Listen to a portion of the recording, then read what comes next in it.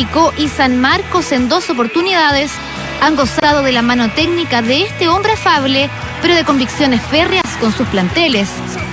Quedan cordialmente invitados a disfrutar de las anécdotas, vivencias y emociones del goleador histórico de Deportes Valdivia, el hombre que cambió el balón naranja por el blanco y negro. Luis Marcoleta en Código Camarín.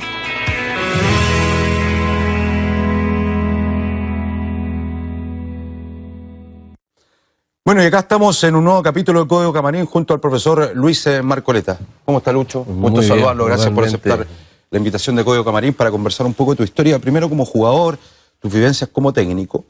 La década de 80 debe ser una de las décadas más prolíficas, en una cantidad de jugadores extraordinarios, pero que por distintos motivos, porque el fútbol era de otra forma, tal vez no tuvieron una trascendencia que hoy día tienen los jugadores, que hoy día juegan 20, 30 partidos y te compran los grandes clubes.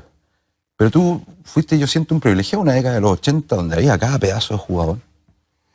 Era un periodo donde habían 3, 4 jugadores por puesto y donde también había esa identificación que hoy no existe. Uno se acuerda perfectamente de las alineaciones de los equipos, quién era el lateral derecho, el centro delantero de los equipos, por dar algunos ejemplos. Y eso estaba muy marcado, había una plena identificación con los equipos y además la calidad de los jugadores era sobresaliente. Quizás no ayuda, digamos, la falta de información de ese periodo, de verlos jugar, de la manera que jugaban, el talento sobresaliente que había de cada uno de ellos.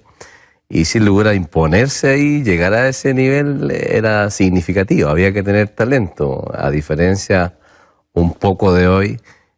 Quizás en ese tiempo yo creo que el futbolista tenía más vocación.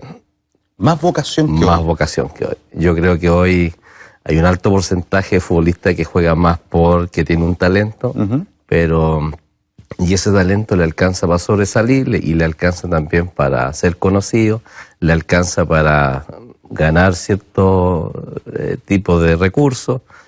Pero no siente la pasión. Antes uno se conformaba con querer llegar a jugar en un estadio lleno. Eso era, pero como una meta de todos los futbolistas de ese tiempo, y ya había más vocación. Hoy yo siento, conociendo tantos futbolistas que hoy me he tocado dirigir, no veo esa vocación. No tienen la convicción si estamos hablando de los 80, del jugador de los 80 que había talento, pero también había vocación. Hoy veo más talento que vocación. ¿Y en qué se trasuntaba esa vocación en ese periodo, Lucho? El hecho de querer jugar, el hecho de querer buscar el afecto, el querer sobresalir, pero por lo que yo hacía dentro de la cancha, por lo que el jugador hacía dentro de la cancha, el querer ganarse un nombre, ¿no es cierto?, y el reconocimiento.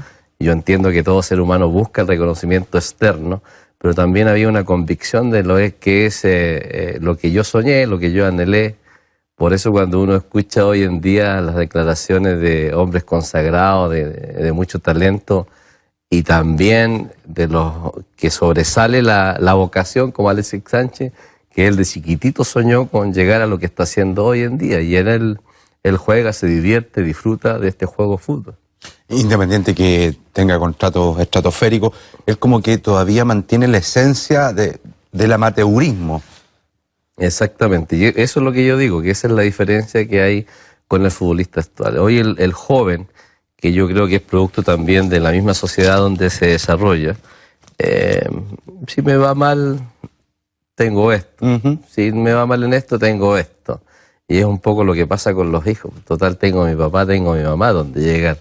Entonces, antes no teníamos esos apoyos. Si bien es cierto, estaban, pero uno entendía que tenía que sobresalir para sobrevivir. A ver, hagamos el juego a la memoria. Una década donde, por decir, aparece un Sandrino Casteque, estaba Carlos Caselli, Larica Hurtado, Juvenal Vargas, por nombrar alguno. Estaba Di Luca, un centro delantero argentino. O sea, para imponerse y llegar a estar a ese nivel había que ser goleador. Antiguamente, para ser goleador había que convertir alrededor de 20 goles por temporada. De ahí para arriba. De ahí para arriba para ser considerado como goleador.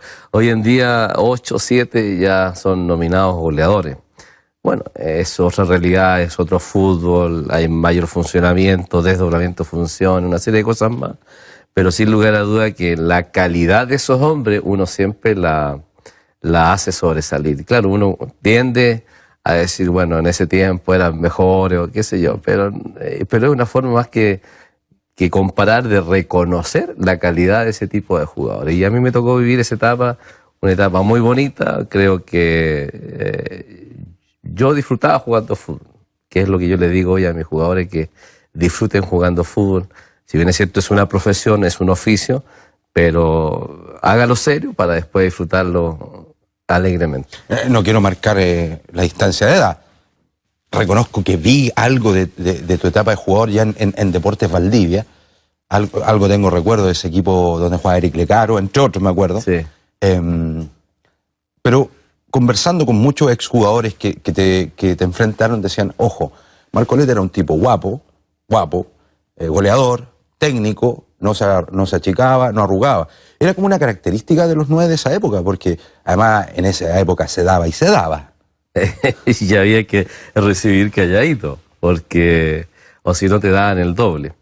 Yo creo que tenía una virtud, como yo fui basquetbolista hasta los 16 años, un año antes de entrar a jugar fútbol profesional, tenía la virtud del tocar y pasar, tenía la virtud del reverso, tenía la virtud de hacer pantalla, tenía la virtud de desmarcarme. Entonces eso me ayudó mucho en la función, que yo inicialmente empecé en Antofagasta como volante, y producto de que llegaba mucho al área y hacía muchos goles, me vendieron a Magallanes, y en Magallanes Eugenio Jara me hace jugar de centro delantero. Entonces yo hacía todos los movimientos de lo que hace un pívot y un basquetbolista, y teniendo a jugadores como el Fino Toro, como Arturo Jauri, que eran los habilitadores del Magallanes, de los comandos, y por las orillas con Juan Rápido Roja, obviamente que para lo que único que tenía que hacer yo era desmarcarme. Y recibía muy poco golpe, porque cuando me venían a marcar yo ya había soltado el balón. Entonces tenía eso de tocar y pasar, tenía de hacer los reversos, de perfilarme muy bien a la hora de recibir. Nunca yo recibía de espalda al arco, siempre daba 2 pasos para quedar siempre a disposición del arco que yo iba a atacar, que es lo mismo que se hace cuando uno está de espalda y el basquetbolista o el conductor está boteando y uno está de espalda. Uno hace 2 pasos, recibe y queda de frente al cesto, que era lo mismo que yo hacía cuando jugaba fútbol, que es lo que también le trato de enseñar a los centros delanteros que me toca dirigir. ¿Cuánto te marca como jugador la época de ese equipo de Magallanes, de ese glorioso Magallanes? Mucho, porque yo venía de provincia, de Antofagasta. En ese periodo joven, no es como el joven de hoy en día que está lleno de información, viene más consistente, viene más maduro. No, pues era el típico provinciano que llegaba a Santiago, pero llegué a un equipo donde fui bien acogido, donde rápidamente logré adaptarme a esta nueva función. El primer año en Magallanes salgo goleador del fútbol chileno también. Así que todo era bonito, era tan bonito que al año siguiente sigo en la misma y sufro una fractura en el hueso frontal en un partido con Unión Española, que llevaba 4 goles. Yo no quería salir hasta que me dicen que estoy fracturado. Bueno, ahí me doy cuenta de la gravedad del asunto. ¿Y no te diste cuenta? No, yo pensé que me habían pegado una patada en la cabeza, pero yo quería seguir jugando, porque en un centro yo hago una paloma y Astengo trata de rechazar y me pasó a llevar mi cabeza, sin intención obviamente. Así que estuve una rueda completa fuera de competencia, y regreso justamente contra Unión, en Bulco, y hago 3 goles. Así que en el año le hice 7 goles a Unión Española, y ahí salgo detrás de Siviero, otro centro delantero. Jorge Luis Siviero. En Cobreloa, y con 17 goles y él con 18. Entonces me marcó mucho Magallanes, porque era muy familiar. Don Hugo Vidal Lascano era el presidente, yo sentía el cariño y aprecio de él, y yo me dedicaba a jugar, ¿no? Yo no me preocupaba de mis contratos, no me preocupaba de eso. Yo lo único que quería era jugar fútbol. ¿En quién te veía tus contratos? Nadie. Estamos hablando de una época donde los representantes no existían. No existían, nadie. Era de club a club, el jugador arreglaba las condiciones ahí, y muchas veces sin firmar, o sea, de mano. Y de hecho, creo que yo todavía sigo con ese método, porque para mí tiene mucho más valor la palabra que un contrato firmado. Y por una cuestión legal uno tiene que hacerlo, pero obviamente los otros tienen más valía. No, yo confiaba plenamente en don Hugo Vidal, y me llamaba, me dijo, esto te corresponde de tu prima. Ah, ya, ok, y era eso. Es más, después el año siguiente, yo tengo la posibilidad, a fines del 82, yo me iba al Real Mallorca, vendido. Ya. Y don Hugo Vidal me hace sacar pasaporte, todo. Ok, me voy. Y cuando ahí se produce una devaluación de la peseta, por ahí. Entonces don Hugo Vidal, que era muy de principio y muy jodido, incluso en ese tiempo no quiso venderme ni a Colo-Colo ni a Cobreloa, que eran las dos potencias en ese momento. La U estaba pasando por un momento bajo.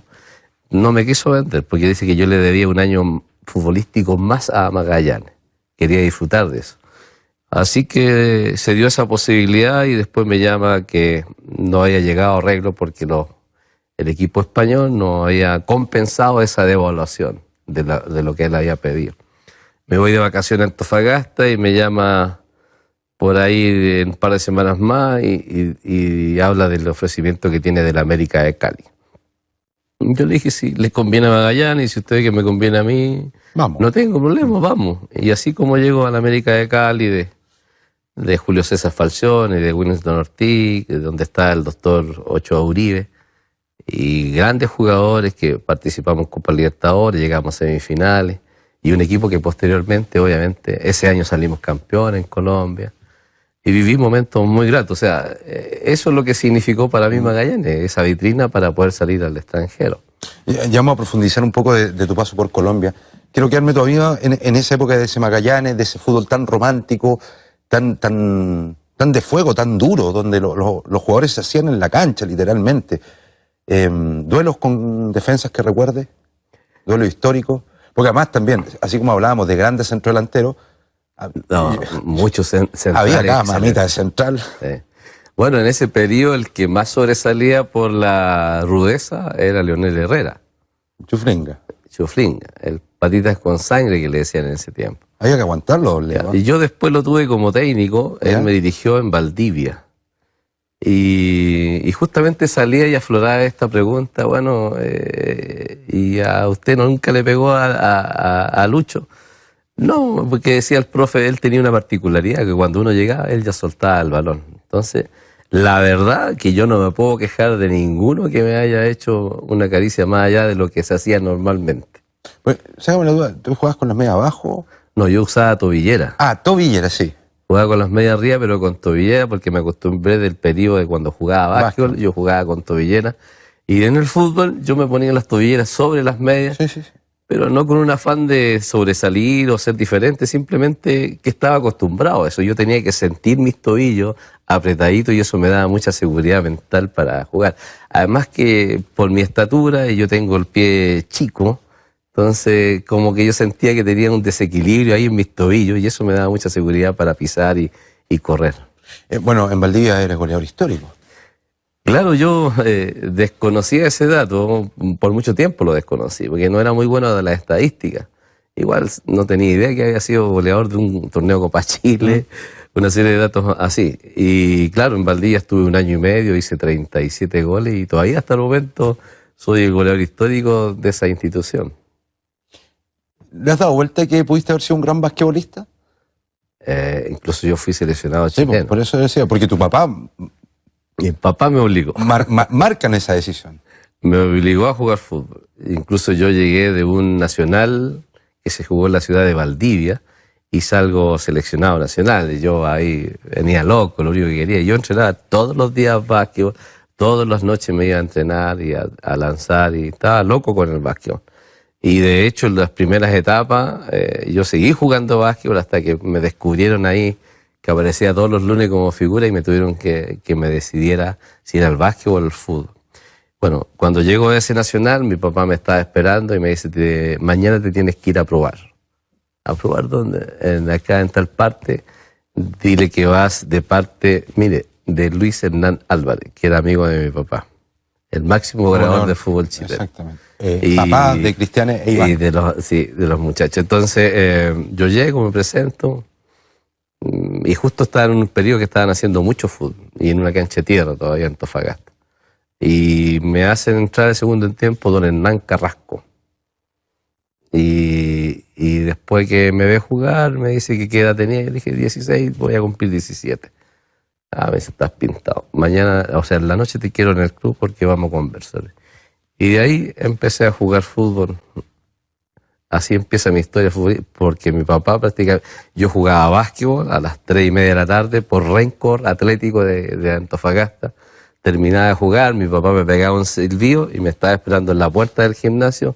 Rápidamente no me duchaba y partía porque me tocaba jugar a las 5 de la tarde por el Halcón del Oriente de Antofagasta. Y todos los sábados era exactamente lo mismo. Así que tenía la obligación de jugar fútbol. Después, obviamente, ya fui agarrándole el gustito a lo que es el fútbol.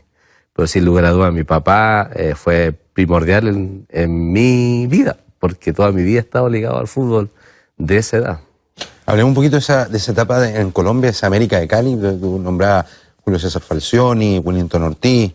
Juan Manuel Bataglia, González Aquino, Anthony de Ávila. En ese equipo equipazo. Muy buenos jugadores, buenos compañeros. Lugo, un montón de jugadores que eran muy buenos. Porras, me acuerdo de ellos. Y tuve la posibilidad de jugar, se salió campeón. Los clásicos con el Deportivo Cali era la muerte.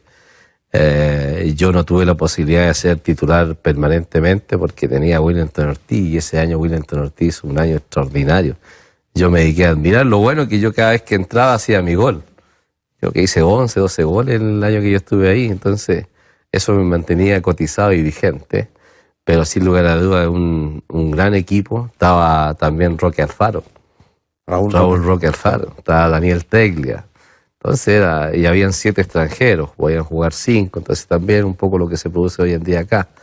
Y fue un año muy positivo, muchas cosas que aprendí y muchas cosas que vi también, que después con el tiempo la han actualizado con respecto a cosas que yo vi, pero no tenía idea, porque yo hasta ese momento todavía era muy inocente en muchas cosas.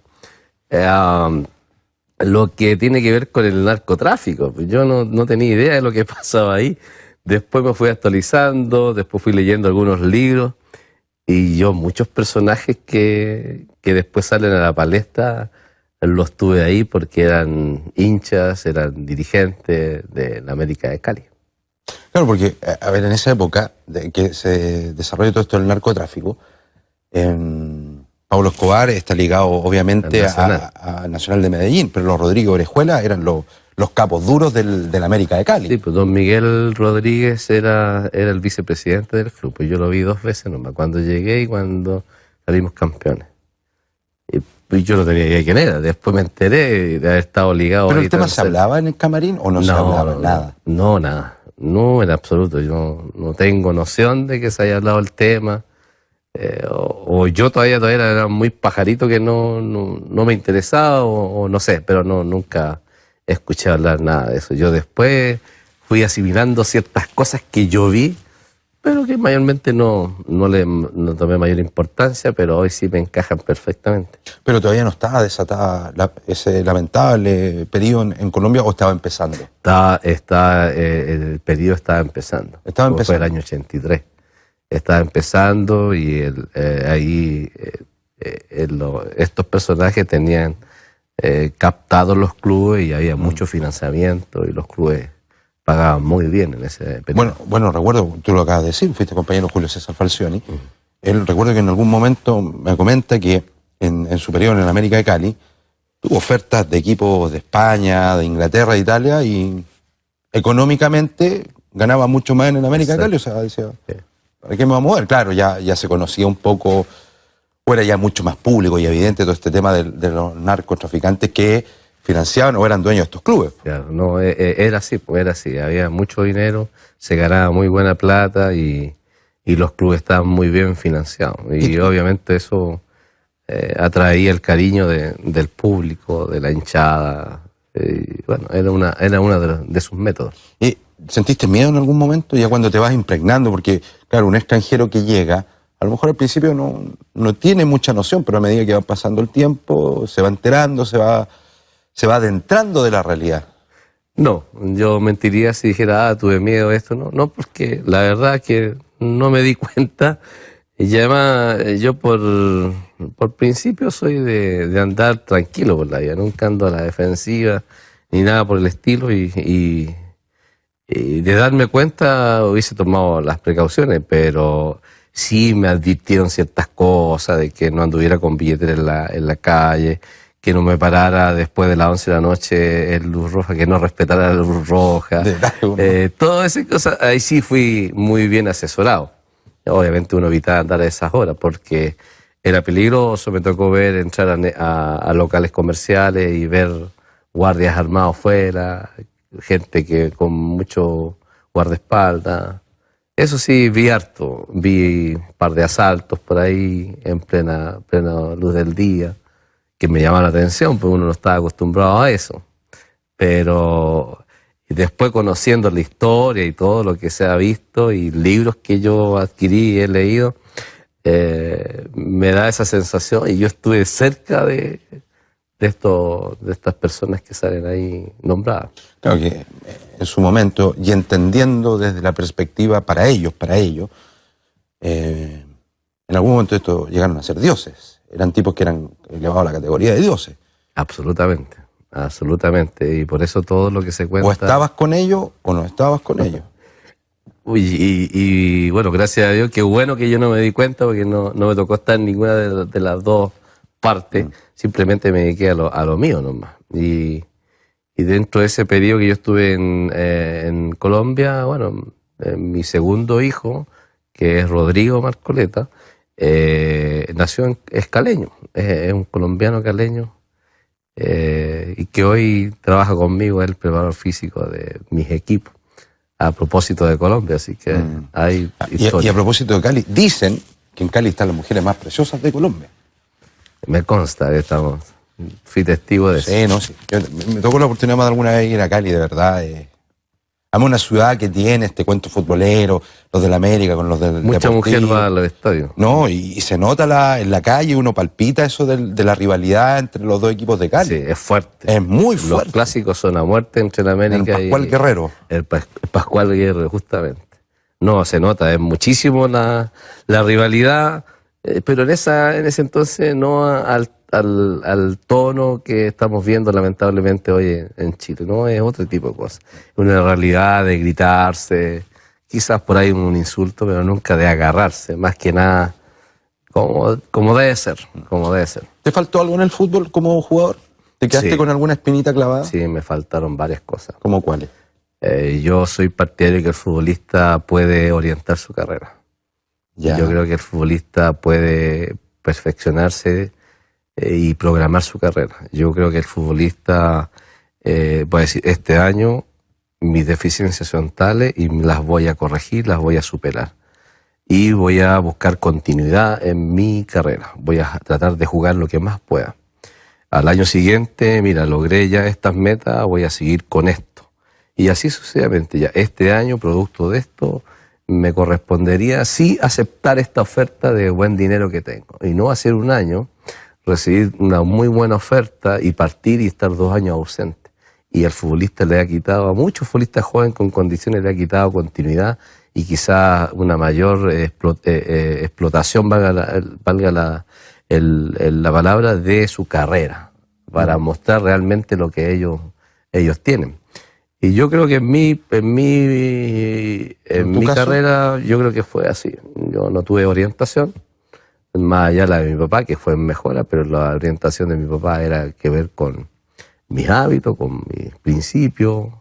Él nunca se metió en lo futbolístico, que es un mal hábito que tienen los papás hoy en día, que en vez de cumplir su rol de papá, cumplen un rol de representante, y está muy mal hecho. Simplemente ellos tienen que ser papá de sus hijos, guiarlos como papá, y no hacerlos creer que son los mejores, sino que el niño tiene que demostrar que es el mejor.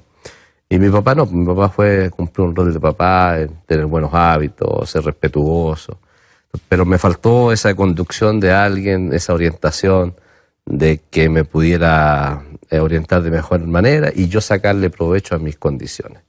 Yo creo que por ahí es como que no logré consolidar, creo yo, todo el potencial que yo tuve. Y una de las cosas que a mí también me llevó a tomar la decisión de ser director técnico, primero me probé si tenía vocación. Porque yo los cursos los hice porque todo el mundo lo hacía. Pero después dije yo, no, voy a ver si tengo vocación para esto. Y me empecé a probar y sí sentí que me gustaba, sentí que me entendían y ahí me fui perfeccionando en mi nuevo rol. Y eso me llevó a tomar la decisión que si yo soy técnico, me voy a preocupar mucho de la persona y después del futbolista. Y tratar de juntarlo, de juntar a ambos, cosa de que potenciar los dos roles.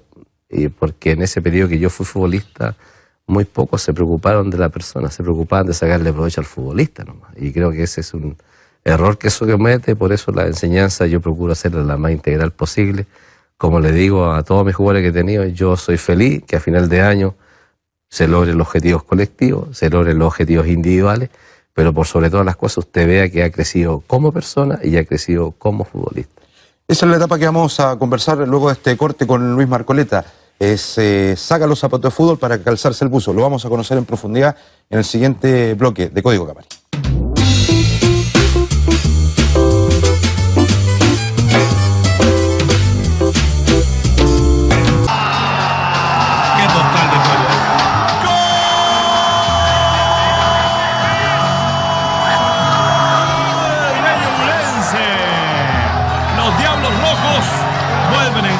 Al fútbol de la Liga Mayor. Lo va a terminar Gamboa. Final del partido en la Granja.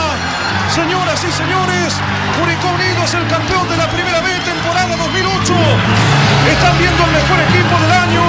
Están viendo el equipo que dominó el torneo de inicio a fin y que hoy ya puede celebrar. Están viendo un club que después de 35 años sabrá lo que significa jugar en Primera División. Hay una fiesta en la Granja, señoras y señores. Curicó Unido es el campeón de la B, temporada 2008.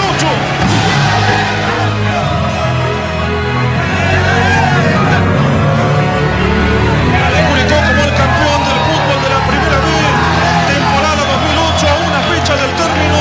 Se va perfilando Renato, pelota adentro, está habilitado, pelota adentro, está habilitado, pelota adentro, está habilitado, y aparece el francés, el centro. Está ahí en la línea, gol, gol, gol, gol.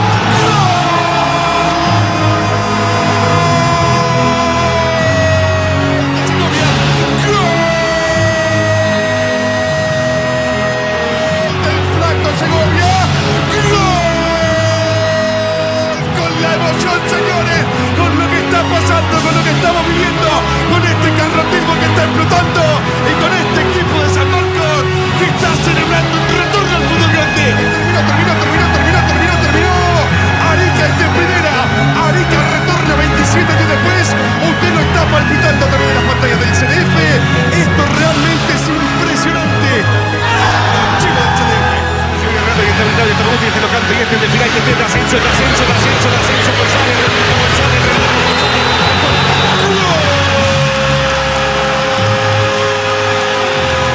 Señoras y señores, hay un nuevo equipo de se llama San Marcos de Arica, momento histórico y eterno a través del CDF.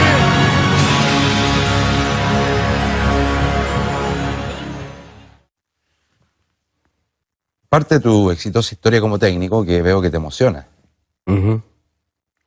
Harto, porque uno no logra dimensionar lo que la satisfacción y la alegría que da mucha gente. Yo normalmente no soy muy expresivo para mis alegrías y de hecho soy hasta medio fome, como le digo a mucha gente, pero yo disfruto mucho viendo disfrutar a las personas.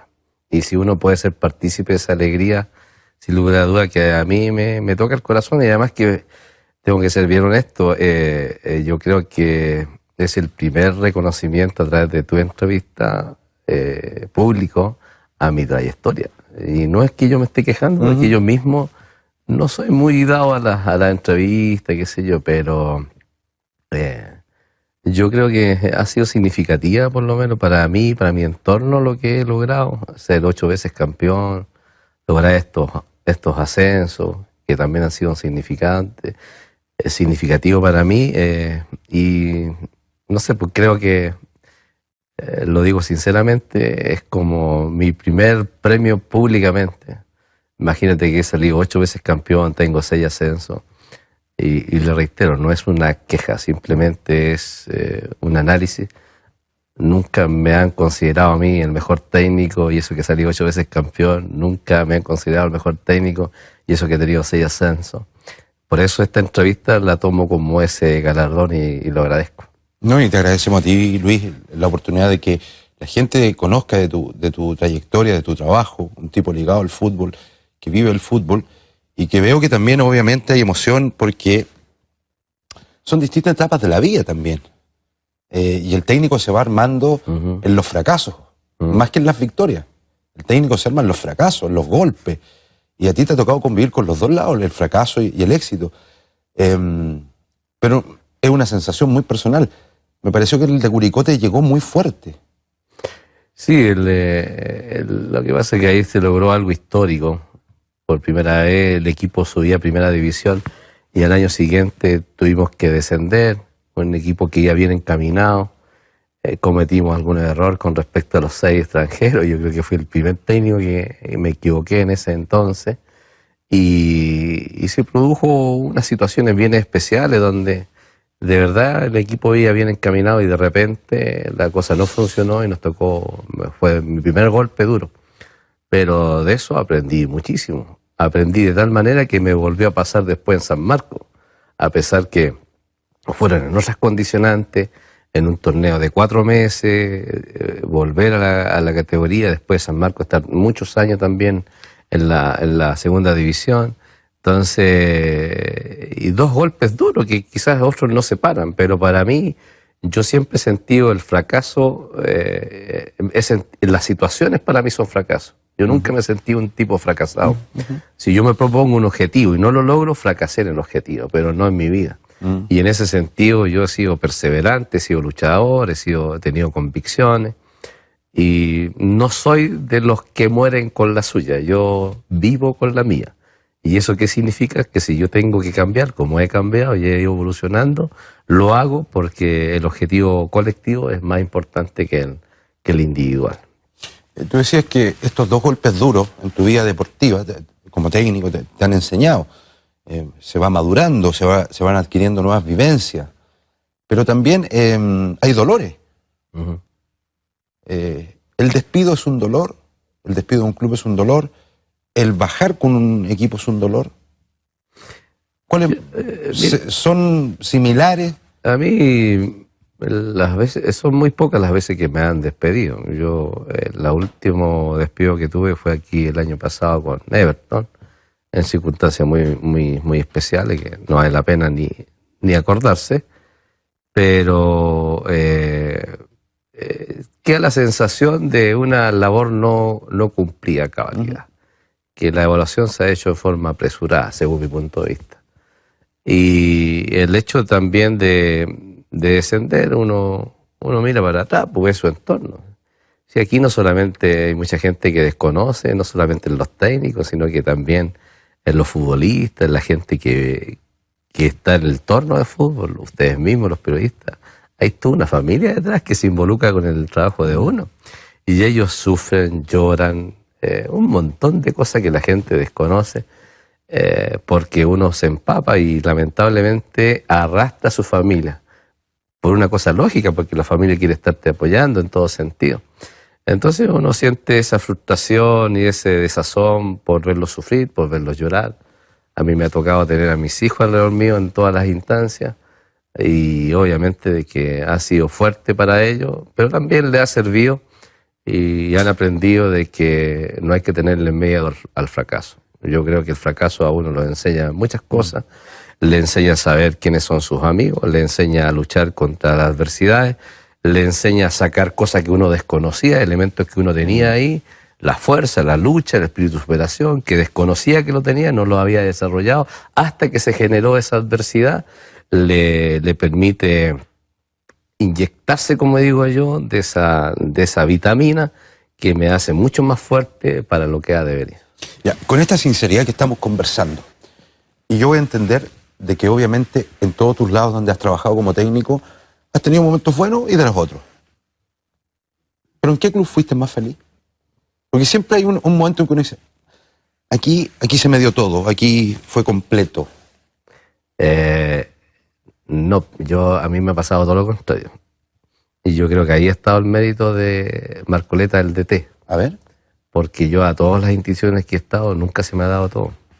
Es más, yo creo que he sido partícipe de ayudar a las instituciones a funcionar como tal. A crecer. A crecer. Ya. Y de que me pasó la primera vez, cuando yo llegué a Naval de Talcahuano, que lo subimos a la primera vez o segunda división entonces, igual pues no había nada y teníamos que entrenar, la mayoría trabajaba y después entrenábamos, habían muchachos que ganaban 50.000 pesos, yo ganaba 200.000 pesos, durante 2 años y medio gané exactamente lo mismo, pero sabía que era el costo que había que pagar, con lluvia, y allá en Talcahuano llueve así de lado, pegaba en la cara, y después ir a ducharse no con agua caliente, sino con agua helada, y era tal el calor, el vapor de nosotros mismos, que ni sentíamos el agua helada.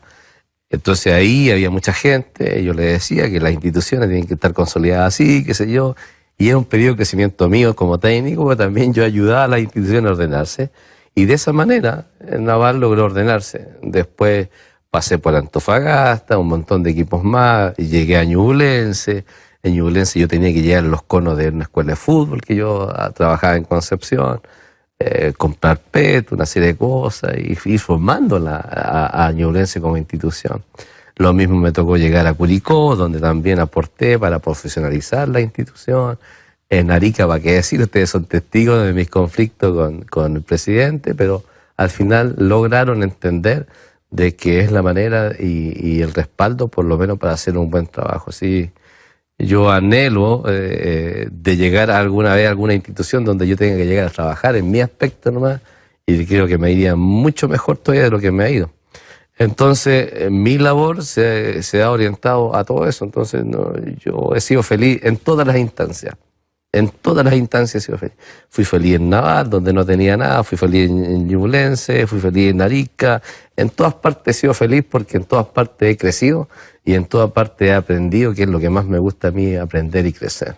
Hoy me encuentro en Curicó, estoy feliz lo que estoy haciendo y espero seguir creciendo como es mi costumbre. ¿Te sientes estigmatizado? ¿En qué sentido?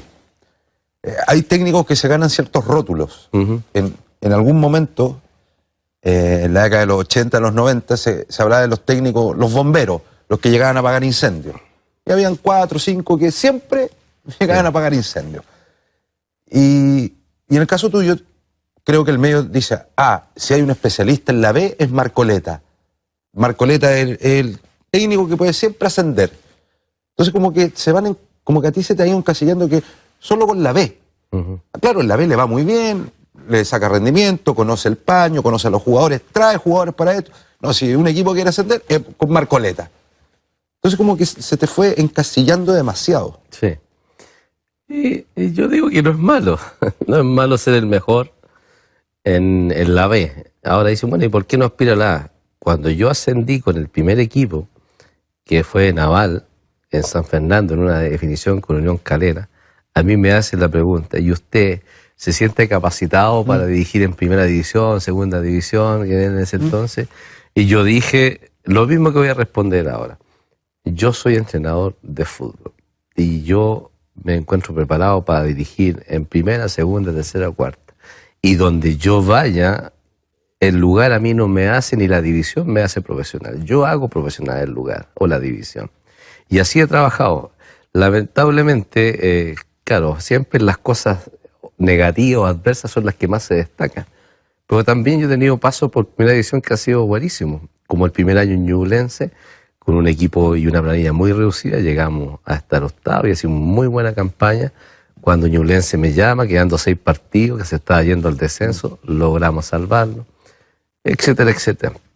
pero me siento tan preparado para dirigir acá como para dirigir en el extranjero, de acuerdo a mis capacidades, a mi crecimiento.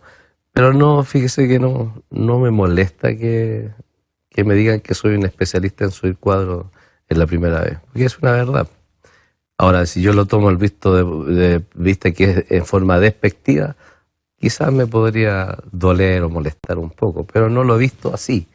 Yo lo tomo como un halago y una motivación a seguirme superando, y sin lugar a duda que cuando me toque nuevamente la posibilidad de dirigir en primera, yo creo que ahí vamos a poder marcar la diferencia.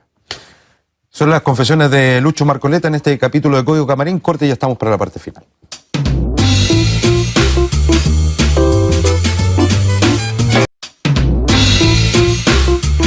Ya estamos de retorno para la parte final de esta conversación con el profesor Luis Marcoleta. Según tu visión como técnico, Lucho, ¿es más importante el conocimiento o la convicción que se le transmite al jugador o al plantel? Las dos cosas. Las dos cosas. Porque el futbolista evalúa del primer minuto. Te calibra inmediatamente. Desde la primera mirada, desde cómo estás vestido, de las zapatillas que tú te colocas, de cómo estás vestido, hasta la primera palabra que sale de tu boca. Y por sobre todas las cosas, la consecuencia de lo que tú dices. Porque podemos los técnicos tener muy buen discurso, pero si no hay una consecuencia en lo que yo digo, a lo que hago, el futbolista inmediatamente va perdiendo credibilidad en un técnico. Y cuando el técnico pierde credibilidad, no hay nada más que hacer. Yo creo que una de las cosas que uno tiene que cuidar es la credibilidad, o sea, que yo sea creíble. Y el futbolista es demasiado inteligente, a diferencia de los pensamientos de muchos, pero el futbolista es muy inteligente, se da cuenta del detalle, y el futbolista cuando ve en el líder, ve conocimiento, ve profundidad, ve fundamento, se entrega. Y es más llano a ser entrenable, es más llano a ser corregido y se entrega al aprendizaje. Es importante eso porque además, con tu trayectoria como jugador, obviamente tienes un respaldo de haber jugado, de entender, de que el jugador sea más empático.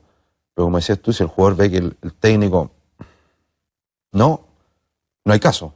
No hay caso. Y no va a entrar, y el futbolista va a entrar a hacer lo que él quiere, dentro de un contexto. Ojo, que se entienda bien, no estoy diciendo que el jugador vaya a amotinarse contra el técnico, pero no se va a entregar más allá de lo que debe hacer. Sí. En cambio, cuando el técnico tiene la capacidad de fundamentar sus virtudes y fundamentar sus errores y cómo corregirlos, sin lugar a duda que el jugador tiende a entregarse más, se abre más, está más dispuesto, porque él ve que hay una evolución y una mejoría en su juego. Y no solamente eso, sino también los entrenadores tenemos una serie de roles, sin serlo. Somos papás, somos psicólogos, somos profesores, somos un montón de cosas. Y tenemos que solucionarles los problemas a ellos dándoles una buena orientación. ¿Y quién atiende tus problemas? ¿O quién atiende los problemas del técnico? Ahí estamos, los técnicos de por sí somos personas solitarias, de muy pocos amigos en el contexto de la amistad, y no porque uno no quiera hacerlo, sino que también es peligroso. Para mí es peligroso. Yo soy... ¿Te gusta tener distancia con el jugador o cercanía? Yo digo que 1 metro, en una relación, la distancia de 1 metro siempre es buena. Yo tengo muy buena relación con los jugadores, producto de que le hablo tal cual las cosas, y siempre con una orientación para su mejoría. Y si yo he echado jugadores y después los he vuelto a contratar, porque creo que toda persona tiene otra posibilidad y se puede rehabilitar. Y normalmente, como digo yo, siempre hay... Todos los años 1 o 2 posibilidades de hombres que están alejados del fútbol y los hemos recuperado para el fútbol, y especialmente ellos se han recuperado como personas. Pero no es que yo sea distante, todo lo contrario, yo soy muy cercano al futbolista, pero a través de cosas que realmente tienen que hablarse, siendo sincero, diciéndole las cosas como son, pero no metiéndome en el ambiente futbolístico, a pesar que yo 20 años dirigiendo, pero no he sido medio jabonoso. Y no es porque no quiera, si yo también he sido responsable también de que la gente me conozca poco, porque no me dejo conocer. Y en ese sentido nunca he tenido un representante. Yo termino mis temporadas y me voy para mi casa, y ahí yo espero los ofrecimientos. No me manejo con representantes. Yo creo que el representante es bueno, pero en ciertas instancias de los futbolistas, más que de los técnicos. Yo nunca he llegado a un equipo por un representante, he llegado más por mis logros, por mis capacidades. No necesito que alguien le dé o meta mucha bulla con mi nombre, cuando yo creo que el fútbol todo se sabe, todo cómo uno trabaja y todo eso. Aparte que el jugador es el principal vehículo de transporte de esa información. Porque tú llegas a un club y los jugadores, oye, ¿cómo es el profe? No, mira, así, es medio enojón, no, es buena onda, no, si te permite esto, no, te va a cortar esto. Yo creo que es el mejor representante que uno tiene, promotores, son los mismos futbolistas. Yo creo que es lo mejor. Ahora, uno por su forma de ser puede caer bien, mal, pero lo que es el profesionalismo, los futbolistas son muy verdaderos a la hora de dar un concepto. No por congraciarse, no, ellos van a decir lo que son nomás. Y por eso yo defiendo mucho al futbolista en ese aspecto, es el más sincero, el más leal que hay. Festina, creando relojes desde 1902, se destaca por su alta tecnología y por su apoyo a los deportes, siendo, por ejemplo, el reloj oficial del prestigioso Tour de France. Mi estimado Luis, por encargo de Festina, el mejor reloj del mundo.